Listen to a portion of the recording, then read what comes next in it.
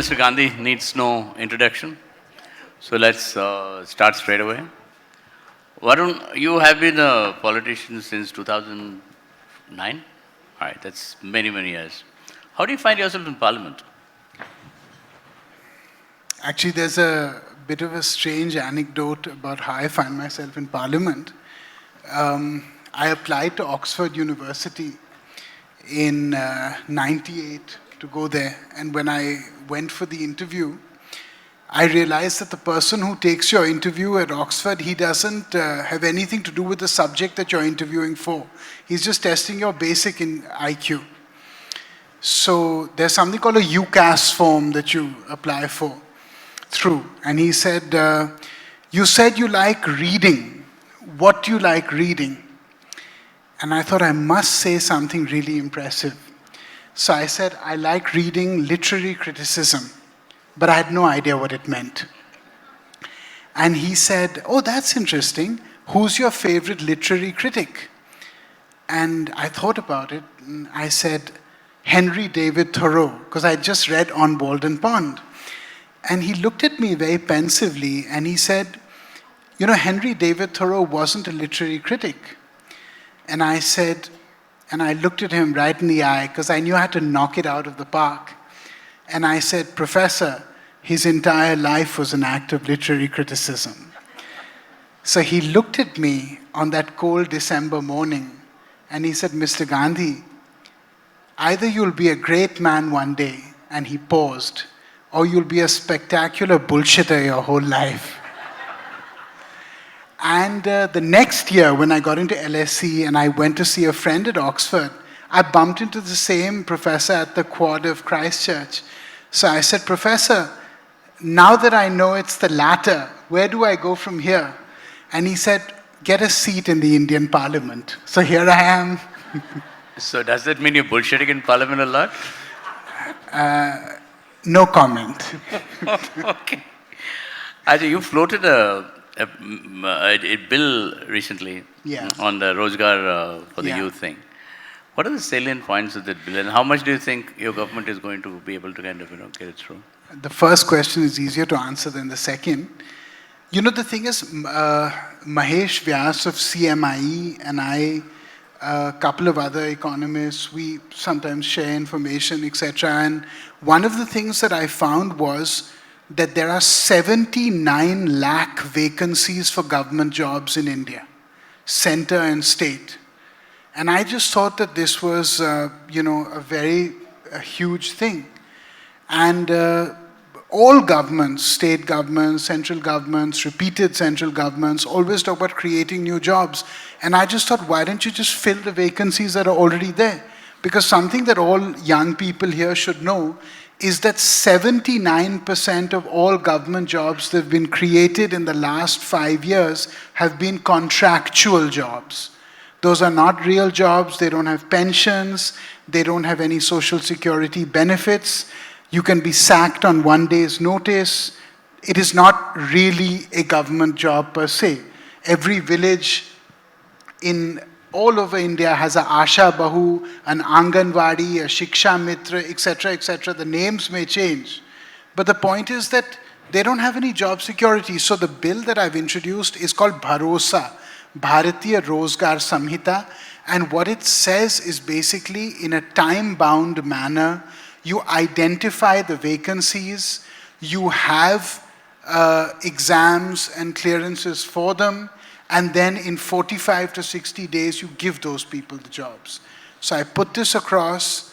I have dealt with certain ministers on this. They've promised, if you notice, when I put in the bill, is when the Prime Minister, after 10 days, said that they'll create 10 lakh new jobs. So the point is that, what is your politics? Is your politics just to sit in the chair, whether it's in Parliament or in a party or whatever, or is your politics to be of use to the country?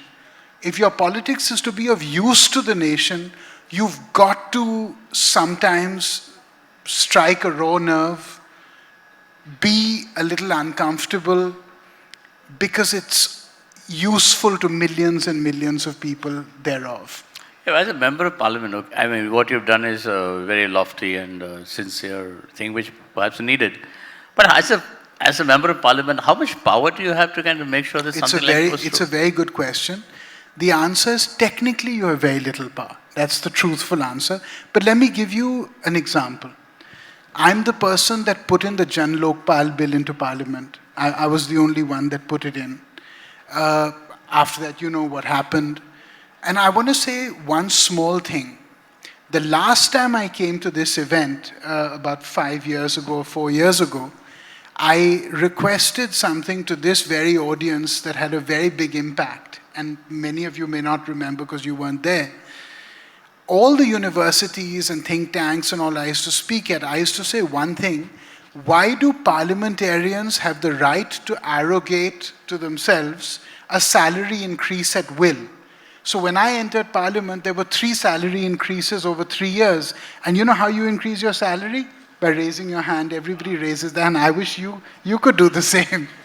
And so I said, this is unlawful and it's not fair. And so I kept hammering on at this. And when I last came to this New Indian Express ThinkEdu Conclave, I said people should write in to the Prime Minister, email the Finance Minister, talk about these issues. And one day I just got a call from the then Finance Minister, and he said, you know what, you have to stop pestering me with this stuff.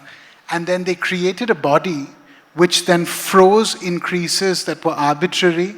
They said, we have to look at performance, we have to look at inflation, we have to look at all these things. And for 5 years, they froze increases. So what I'm saying is, pressure politics is not about getting anything for yourself. When people feel that you speak for people other than yourself, your voice actually becomes more potent. Okay, see, unfortunately, the rule of politics is that a minister is not necessarily, doesn't have the domain expertise to run his ministry. That's true. Right? For that, the bureaucrats are supposed to help. Who also, by the way, have exactly. no domain I was coming expertise. to that. So how do you, as a member of parliament who is supposed to kind of, or not supposed to, I mean, who has to push for things to be done, according to the way you pass a bill or you have got a project you want to kind of push through, how do you communicate it to a minister or a bureaucrat? See, it depends on intent, first of all.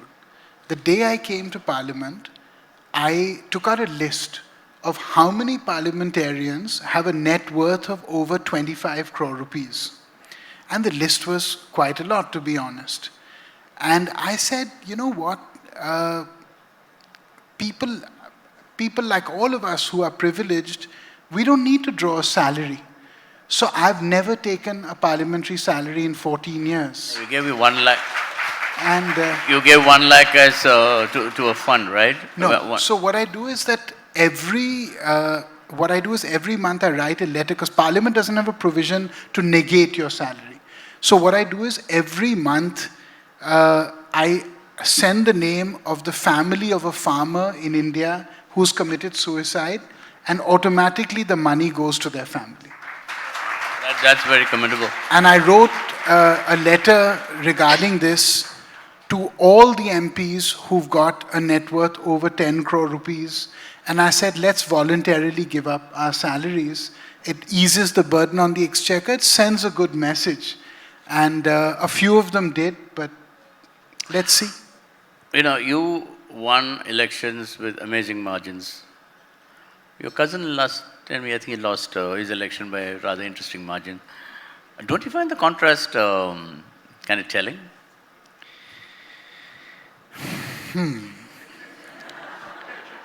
You know, I will say this, which is that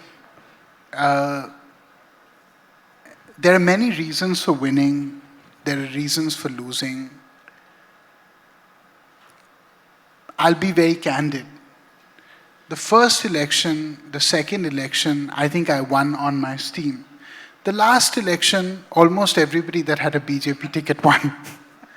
So the truth is that winning elections doesn't make you a leader. And losing elections doesn't diminish you. So Bharat Jodo... No, but I will say this, that what in my frame of mind makes you a leader is that you don't prepare for the next election, you prepare the country for the next generation. So it's not just, everything in India today is election-centric. I have to go back to my constituency because now there are municipal polls, then there'll be Zilla Parishad polls, then there'll be MP polls, then there'll be MLA polls. It never ends. And I just feel that maybe we just need to take a step back. And, John F. Kennedy said, I spent 20 years trying to get the job. I didn't spend 20 minutes thinking about what I would do when I got the job. Okay. So... Yeah, I mean, it's touching not on this particular point. I mean, it's personal, of course. See, your father would have been, if he had lived probably the way he was going, be the architect of a new India. He was into industrialization, into modernization, he was into swift action, etc., etc. Unfortunately, his brother who became the Prime Minister, he was more of a, not that kind of active, let's kind of put his legacy wasn't that active. Now, I'm supposing what Sanjay Gandhi had done, he hadn't died.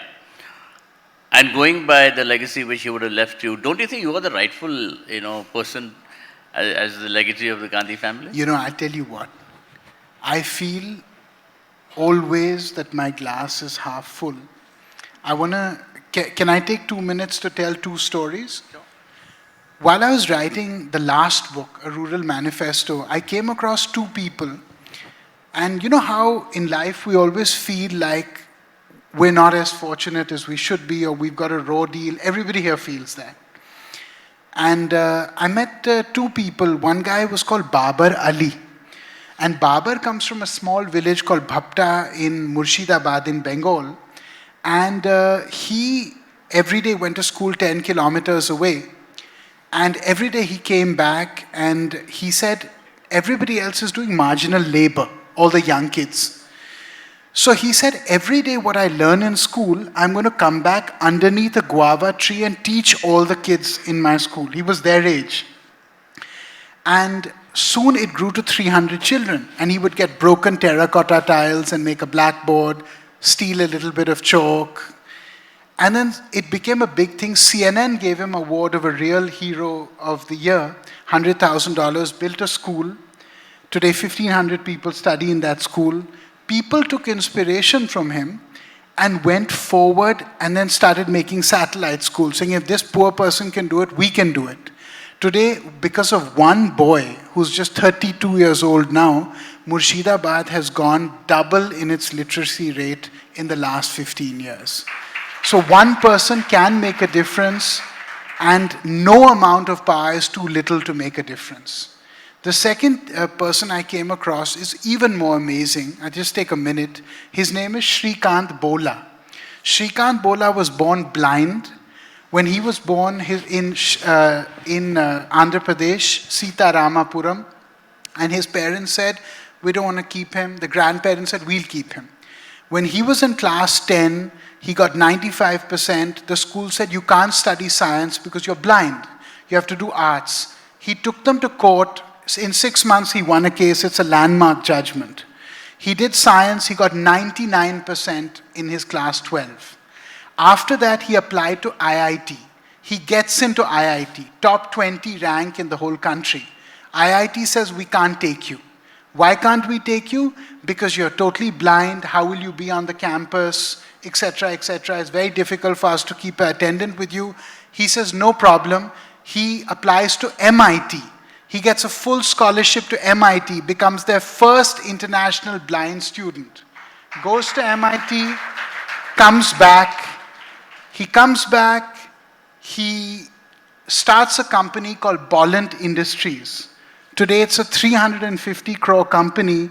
80% of people who work for the company are blind or severely disabled, working with areca nut, etc., etc. So I just thought, I've got so much more than my due. And what I need to do is to strengthen the pathway for others to get their due. If you spend 1 minute in your life thinking about the glass being half empty, you are wasting your time and you are wasting whatever opportunities you've been given. So if you were, let's say, if you were the education minister, what are 3 things you would do? I would first get an education. No, I'm just kidding. That's difficult. Sorry, I really don't mean to be catty. If I was the education minister, I would do 4 things. 1 is I would change the curriculum. 2 is I would ramp up the amount of teachers we have. I would spend money on skilling people rather than just on capital infrastructure. 4% of the Indian workforce is skilled as opposed to 94% in South Korea. I would increase vocational education, and I would do what they do in South Korea, what they do in Germany, which is once you finish your education, you can take another 3 to 5 years to do vocational education as well as working at the same time in companies that participate in the initiatives to skill up. And that's the biggest thing we need to do in our country, is to take the brain that Indians have, which is the finest brain in all the world, and to just harness that raw talent that we have as a country. Okay. See, when you entered politics, getting back to personal, political hyphenated. You started, became an MP in 2009? Yeah. Right. And you have been an MP uninterrupted until now. And many times I notice that your politics or your political statements don't often coincide with your party's official statement. Does it get you into hot water? I mean, does it get you into more than hot water? Look, I feel that when you do the politics of conviction, when Anna Hazare did his movement, I went and sat on the ground for a day to support them. At that time, people said, you're doing it because it's an anti-Congress movement. When the farm movement started, 600 farmers died on the streets outside Delhi. I went and supported that movement. People say you're doing it because, it's against your government. I don't do what I do to make anybody else unhappy. In the 15 years almost that I've been in Parliament, I've never made one single personal attack on any politician or party. I don't believe in it. And I will never do it, because I just think it's a glorious waste of time and it achieves nothing. But what I will do is, if there is yesterday in Dehradun, 100,000 students were on the streets in Dehradun protesting against the faulty process by which you get jobs, right? The recruitment process. And they were treated pretty roughly. So I'm here in Chennai and I'm saying that they shouldn't have been driven to that. Is violence acceptable? Of course it's not acceptable. But when people get desperate and when they feel that nobody's listening, they try and make their voice heard. The point is, in every tweet of mine, in every statement of mine, I try and be of use to people. I try and be part of something larger than myself. There are politicians who, if you read their interviews, all they say is, I was supposed to be chief minister, I didn't become chief minister. I was promised this portfolio, but I was insulted. In my entire career, have you ever heard me saying, I was hard done by? Somebody said, I want to say something today which most people don't know. I've turned down a ministership twice. Really? Yes, and I'm saying it in public. When? Who? That doesn't matter. Okay, but the point is which is Modi or was it Vajpayee? No, Vajpayee was barely born. How old I was? Vajpayee ji ke to god mein hum khele. Oh, sorry, yeah. But the point is that I will say one thing. You see, last year, I said something to my leadership. I said, sir, if I accept anything from you, the message that will go in the country is that this guy was only speaking to get something, now he's got something, now he's quiet. This message should not go in people. See, posts come and go. It doesn't matter. The only thing that matters is the goodwill that you have in people, and how much you can fight for people who don't have the necessary ability to fight for themselves. I remember I was sitting next to respected Montague Singh Ahluwalia ji on the flight, and I told him an anecdote. I'm sorry, sir, to repeat it. I said, when I was young, we used to live in a colony in Delhi called Maharani Bagh. And my mother had this habit of taking in stray dogs and animals, etc. People used to throw them out. We used to take them in. And I had a habit of feeding birds. In the morning and evening, I used to feed birds. I don't know why, so, from a very young age. And one day I came home from school. I was about 8 years old. And I was trying to pet a dog, a new dog, and the dog bit me. And then it chased me around the garden. So I shouted. And I thought that, some security person or some gardener may come and save me. But nobody came. All those birds came down from the tree and attacked the dog. And that was the first time in my life that I realized if you obey the laws of the universe, those laws sometimes protect you in turn. So if you do good, your neighbor may not appreciate it. The person in your automatic, immediate milieu may not appreciate it, but somebody somewhere is racking up points for you. See, the BJP, that's why I was talking about, the BJP of Vajpayee and Advani was very different from the BJP of today, right? Sure. I mean, you had a poet, you had a person with a Renaissance kind of mindset. And today you have a more practical BJP. My poetry book is coming out at the end of this year, sir. I should plug it, no, Prabhuji? Plug everything. So, you write poetry, you're a writer, you're an intellectual. You're more like a great-grandfather than your cousin is. How does that fit into this new BJP? New BJP or New India? New India, I haven't gone that yet, but... See, I'll tell you something. Vajpayee ji was an extraordinary person in many ways. Prime Minister Modi is also an extraordinary person in many ways. You don't get to where you get to by being an average person. Whether you're Dr. Manmohan Singh, whether you're Vajpayee ji, whether you're Prime Minister Modi, these are all outstanding people in some shape or form. So rather than nitpicking and saying, this is a little sideways, or this is a little acute, or this is a little, disproportionate, I prefer as a younger person to learn from people elder than me. And I think everybody's got a lot to teach.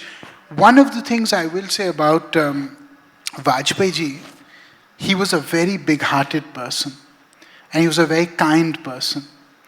And, he was like a grandfather, not just to young people like me, but he had that fatherly, paternal sentiment towards the whole country. Prime Minister Modi has raised the game of Indian politics. You can't be lazy anymore. You can't be entitled anymore.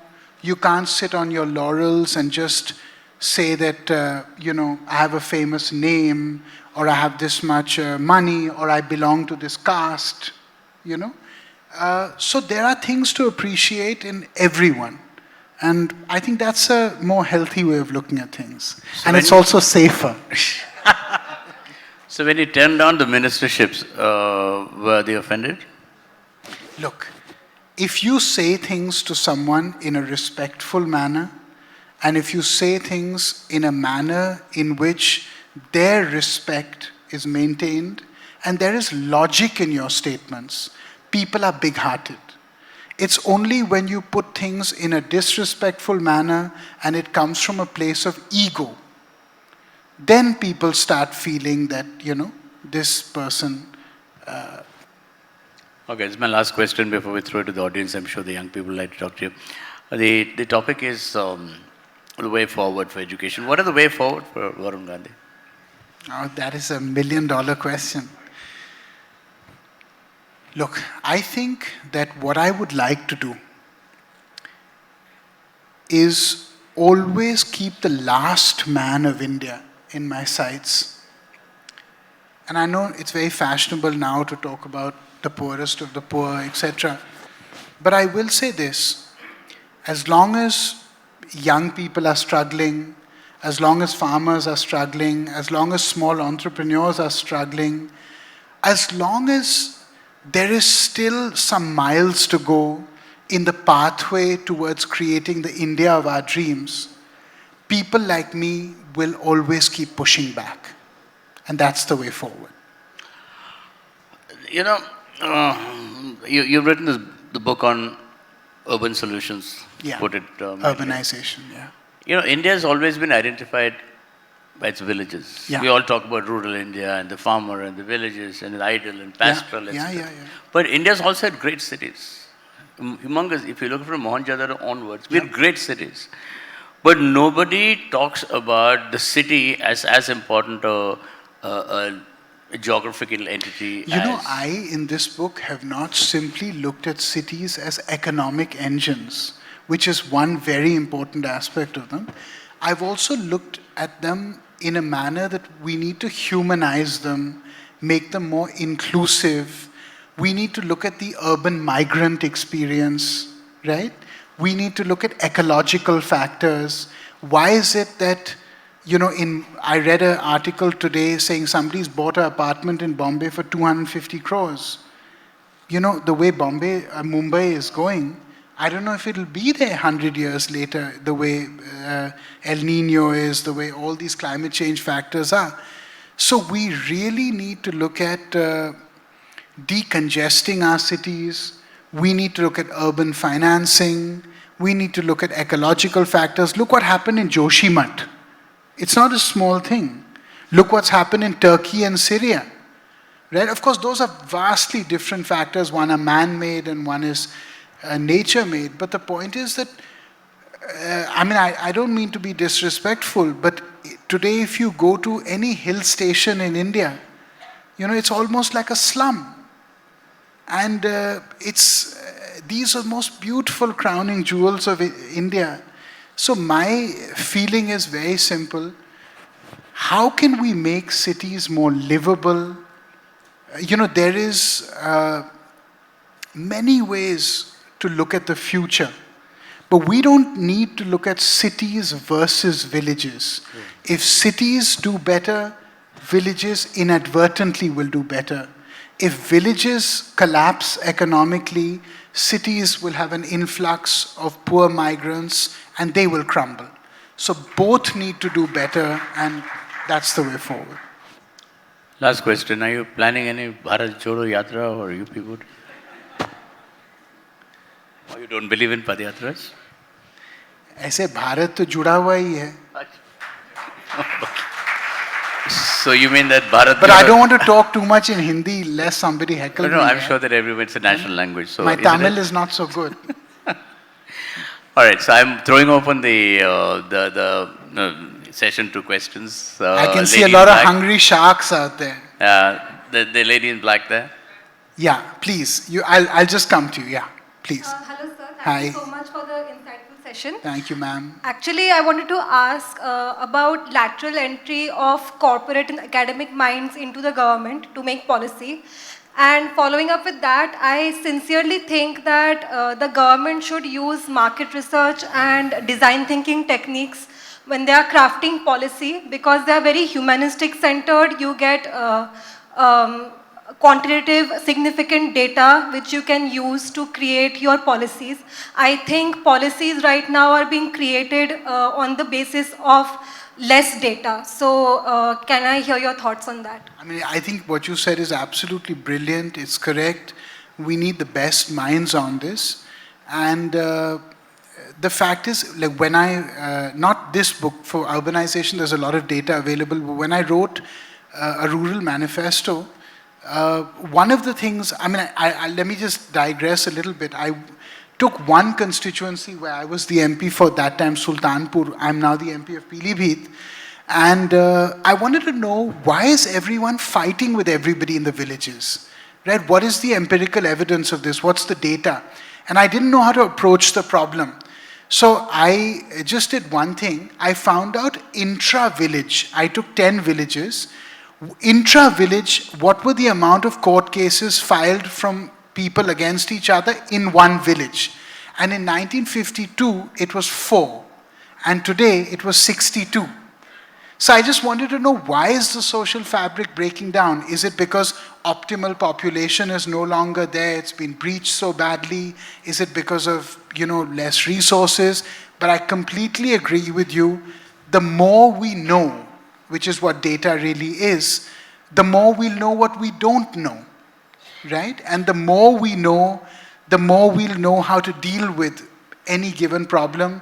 And I completely agree with your view of lateral entry, of policy experts, of the best minds in India.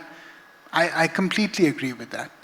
In fact, one of the good things about this government is that, and this is a growing trend, government to government, is a lot of people from non-political backgrounds have been given ministerial responsibilities based on their ability, which is, I think, a forward-looking trend. Thank you. Yeah, please.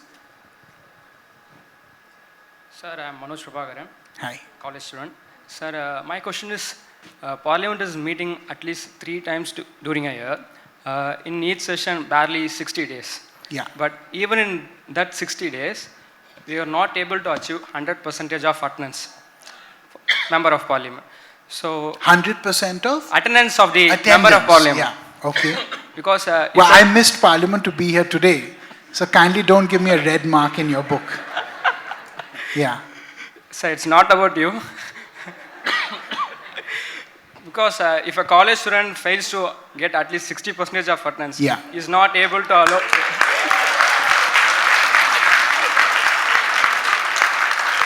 If he fails to get attendance, he is not able to write semester exams. Yeah. But for the parliamentarians, if they are failed to, if they are regularly absent, no such provisions. My question is how to reduce absenteeism for the parliamentarians and make parliament more functional. Look, I'll take a little less popular view here. It's not about attendance. It's about what you bring to the table when you're there. If you go to Parliament and you sit there every day and you mark your thing and you earn your daily wage, that's not really helping the country. The idea is to push through legislation which is of use to people. So I don't think attendance is the hallmark of a great parliamentarian. Who are the great parliamentarians? You have people like Hiren Mukherjee, people like Atal Bihari Vajpayee, Indrajit Gupta, Somnath Chatterjee. I don't know why I'm only naming leftists for some reason. Feroz Gandhi, my grandfather was a great parliamentarian. Pilu Modi, you had people like Dr. Karan Singh, you had great parliamentarians in India. I don't know whether they came to Parliament more or they came to Parliament less, but I tell you what, they amplified your voice, which is the voice that needs to be amplified, and they pushed for legislation that makes more avenues available to you and more self-respect for people like you. And so that, I think, is more important than just showing up. One of the things in Parliament is, should we have a whip system for every single thing? Should we, in America, you have individual voting records. They're very important. Because when you judge your member of Parliament, you say, was he pro-industry? Was he pro-farmer? Was he pro-LGBT? Whatever, right? But in India, we don't have individual voting records because I vote my party's line. So which, I can agree with or disagree with, but if I go against the line, I'm expelled. So I think this is a parliamentary reform that should take place. We got time for 2 more questions. Yeah. The gentleman on the left. Yeah. Sir, the biggest thing that you mentioned about the changes that you want to make in the Indian education system, why is not implemented yet? That is a question that I can't answer, my friend. I mean, how can I answer that? Okay. Okay, No, next. sir, my question If is I that- was part of the committee that implemented these changes, then I would certainly tell you. But until I get there, I'm afraid I'll have to give my suggestions just like you. Okay, last question. Gentleman black, yeah. Yeah. Man in black. MIB. Yeah. So, good evening, sir. Hi. So, you talked about how you've given up the monthly salary and how you've urged other ministers to do the same. Members of parliament, not Yeah. ministers, yeah. So, my question is, as a politician, how do you measure your productivity? It's a very good question. And I So you just can answered it right now. Yeah, if When you I just spoke to shed the some other light on person, it. look, productivity is about two things. In my constituency, my productivity is the amount of solutions I can offer people in their daily problems. So being a member of parliament on the policy end is different from being the member of parliament on the executive end. So when a poor person calls me, as they did when I was in my room just now, and one person said to me that I'm standing outside All India Medical Institute in Delhi, and I've been here for 1 day, but nobody's giving me an appointment. So I called my office, I said, please go to All India Medical Institute right now, get this person an appointment, see to it that his tests are done immediately. So that's a small way of measuring productivity. The bigger way is, what do you add value to in terms of policy? Do you have anything original to say? Are you adding value to the existing body of knowledge? That's one way to measure it. So these are two different ways. All right, now time's up. Thank you, Mr. Gandhi.